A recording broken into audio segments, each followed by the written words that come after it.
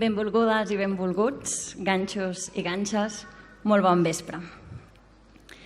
Jo voldria començar explicant-vos un conte. És un conte que a mi em van explicar dalt d'una teulada. Us heu d'imaginar un vespre de juny a Reykjavik, Islàndia. Dic vespre, però no us imagineu que el sol es ponia, perquè al juny pràcticament no es pon. Simplement baixa una mica en una posta permanent que pot durar hores. El cel era molt blau, el sol era molt groc, la teulada molt blanca i un noi islandès va explicar-me la següent llegenda. Es veu que una vegada, als West Fjords, que són els fiords de l'oest de l'illa, a dalt a l'esquerra del mapa, hi vivia una noia que es deia Gudrun, que tenia un promès i es volien casar.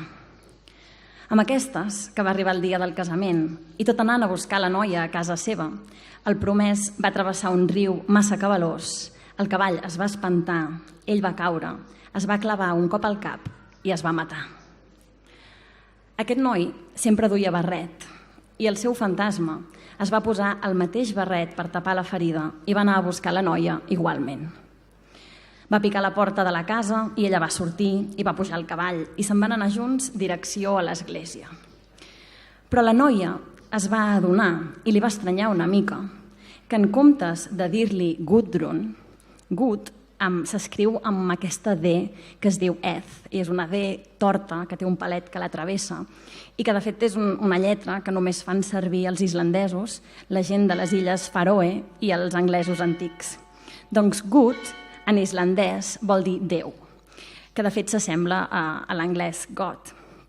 I el fantasma, en comptes de dir-li Gudrun, li deia Gudrun, amb T. Perdoneu el meu islandès més que precari, però espero que us en pugueu fer una idea. Doncs, en definitiva, el fantasma, que formava part del cantó dolent del món, diguem que tenia a veure amb el malvat, amb el dimoni, amb la foscor, no podia dir la paraula Déu. N'està ple, arreu, d'històries d'aquest tipus, de dimonis i d'éssers malignes que no poden dir ni sentir certes paraules, perquè representa que tenen un significat tan poderós que els pot ferir, que poden invocar el bé o foragitar el mal. A moltes d'aquestes històries es tracta de la paraula Déu, com en el conte de la Gudrun, o de la paraula Jesús, no? El pobre Satanàs, quan intenta fregir en rovelló, n'és un bon exemple. I deixeu-me llegir-vos un petit fragment d'un judici per bruixeria que parla precisament d'això. Es tracta d'una confessió feta el 31 de juliol de 1577 per un jove de Mont-ros. Aquest noi, que es deia Cosme, va confessar ser un bruixot i haver estat iniciat a la bruixeria per una veïna que el va portar a un aplec diabòlic i explicava que, i cito literalment el document que conservem del seu judici, portant-se a cavall a ella una guineu i a mi un crestó. Per a qui no ho sàpiga, un crestó és un cabrit capat. Digui Jesús una volta i vaig caure. I aleshores em digueren que no digués Jesús. Jo torní a cavalcar en les anques del crestó i no digui mai més Jesús. Però no només és la paraula Jesús la que pot portar problemes. El mateix passa a la inversa. Ho explica en Pep Coll, al seu llibre Muntanyes maleïdes, que segur que molts dels que sou aquí coneixeu. Diu, si volem que el dimoni es presenti, no cal que l'invoquem mitjançant llibres o que demanem el seu ajut de pensament o de paraula. N'hi ha prou que, en un mal moment de còlera, escopim una maledicció en què se l'esmenti personalment perquè el dimoni acudeix a l'instant. I afegeix, abans d'usar el nom del diable en va, cal mossegar-se la llengua, perquè vindrà. I si no, que li expliquin al pastor d'Aravell que va cridar «Arredeu males ovelles, amén de Déu sortís el diable i us amarrís a totes», o al pagès de Rupit que va dir «Me cago amb tot, em daria el dimoni collons perquè em vingués a tallar el blat», o a la noia de Girona, que tipa de creuar el Ter i mullar-se, va exclamar «Jo demà em daria el dimoni si pogués passar amb el peu eixut». Però bé, també us diria que no patiu ànsia per aquests personatges, que el dimoni, per aquests nostres vorals, no acostuma a ser gaire difícil d'enredar. Potser valdria més que en passeu d'ànsia, si voleu, per les 3 filles del rei d'Aragó, a qui el seu propi pare va maleir per haver fugit totes 3 amb 3 amants moros en comptes de casar-se amb prínceps cristians i de la maledicció es van convertir en muntanyes. Totes aquestes històries em fan pensar en la capacitat invocadora, provocadora, creadora de les paraules. A mi m'interessa profundament aquest potencial, la força, les possibilitats infinites, inacabables de la llengua. La capacitat de crear, de construir, de fer aparèixer el que no hi era, amb aquest pacte implícit entre el que un diu o escriu i el que els altres imaginem construir. Però bé, hem deixat aquella pobra noia que es deia Gudrun enfilada al cavall del maligne, aferrada a la cintura del seu promès fantasma. Amb aquestes, que quan ja arribaven a l'església on s'havien de casar, van travessar un altre riu i el fantasma se li va moure el barret i la Gudrun, des de darrere, li va veure el forat ensangonat i el cap obert.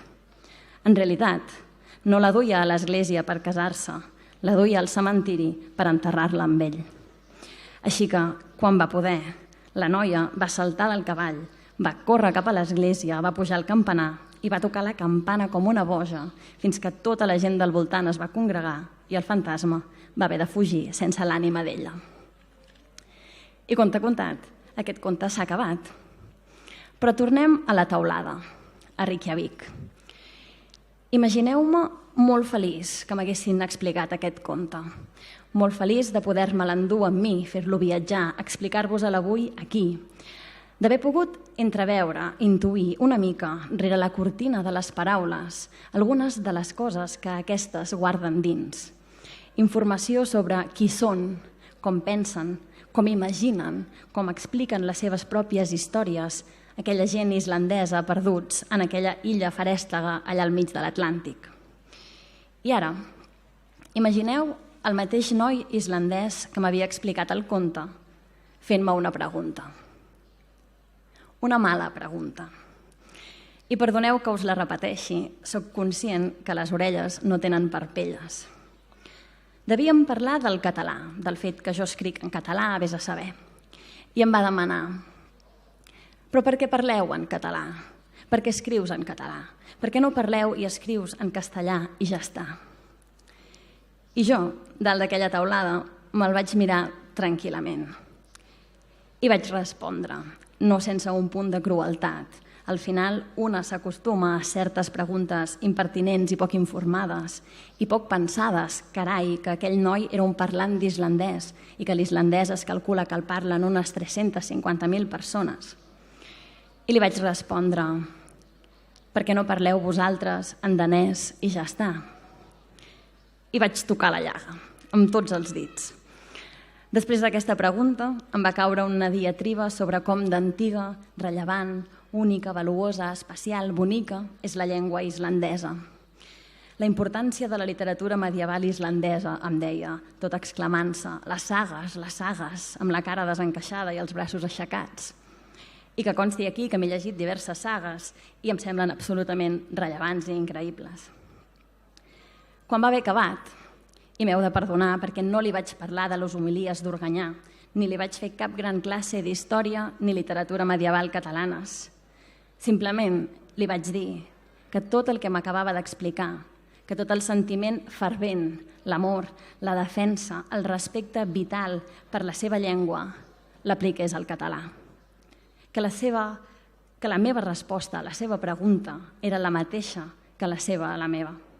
I que segurament era la resposta a la mateixa pregunta feta sobre la gran majoria de llengües. I va riure, i va callar un moment, i vam seguir bevent cervesa i xerrant dalt d'aquella taulada mentre el sol no es ponia mai. I des de llavors és un fervent defensor de la llengua catalana. Jo, malauradament, vaig poder aprendre molt poc islandès. Sé dir només ektala eki islensku, que vol dir no parlo islandès, i un grapat de males paraules que potser aquí no cal repetir. Però m'hauria agradat aprendre'n més, perquè penso que cada llengua és una manera d'entendre el món, de mirar-lo, de posar nom a les coses, de pensar aquestes coses i d'organitzar aquests pensaments per a dir, per explicar, per a compartir, per a entendre. És evident que amb les paraules també es poden fer coses terribles, però jo avui no hi entraré. Jo avui vull parlar del potencial, de la força de les paraules, de la capacitat d'invocar, com us deia, de construir amb la llengua, de crear mons sencers amb aquest pacte implícit entre el que jo dic o escric i el que vosaltres imagineu.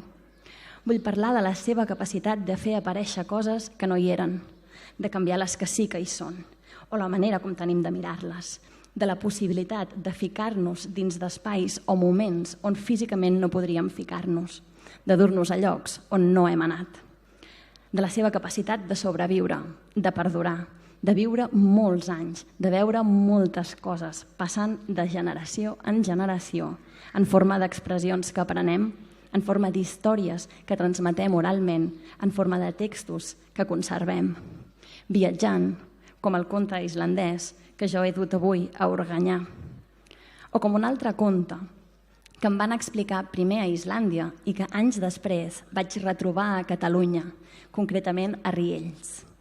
A mi poques coses em fan més emoció que aquest tipus de fet, que descobrir una mateixa història i traçar el camí de com deu haver viatjat i de com ha estat reapropiada per cada context, per cada país, per cada territori. Al districte islandès d'Ernésila hi vivia un capellà a qui li agradaven molt les celebracions. Era el seu costum la nit de Nadal que la congregació es reunís a l'església, s'unís a ells a ballar, beure i jugar a cartes durant bona part de la nit. La mare del capellà, que es deia Una, s'oposava fermament al comportament del seu fill i sovint l'amonestava. Una nit de Nadal, la festa es va allargar més del normal.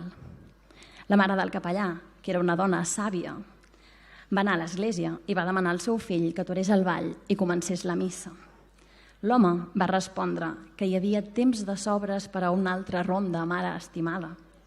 Una, la mare, va marxar de l'església i va tornar a casa. 3 vegades li va demanar al seu fill que, si us plau, aturés el ball i comencés la missa, però no hi va haver manera que li fes cas.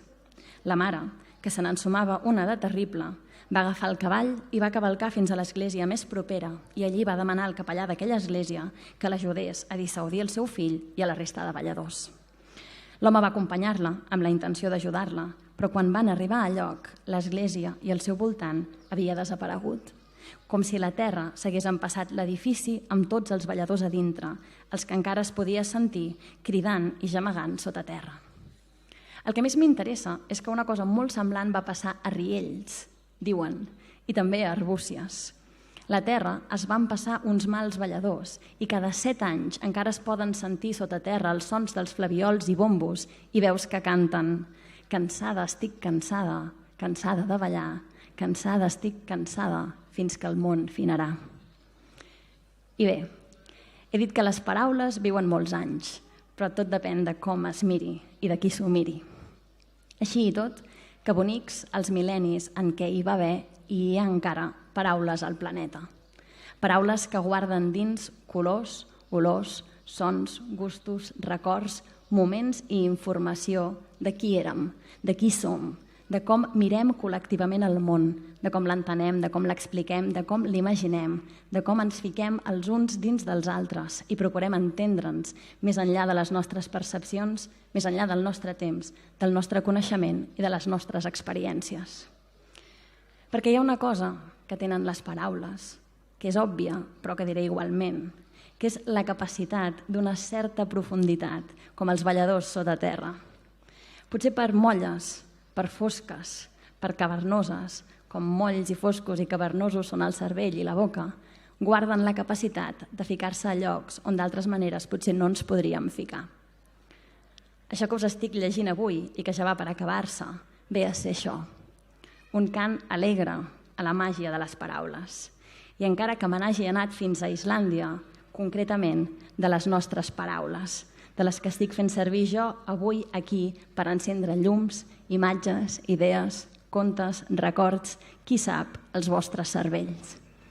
Una manera com una altra de ficar-se a la boca i a les orelles aquesta llengua nostra, de gaudir-la, de dir-la, d'escriure-la, d'escoltar-la, de regalar-la, de fer-la servir per construir mons, grossos o petits, profuns o no tant, arriscats o menys. Una manera més de defensar-la, fent-la servir i de jugar-hi cada dia. Una celebració humil de com d'antiga, rellevant, única, valuosa, especial i bonica és la nostra llengua. Com totes les llengües, però aquesta és la nostra.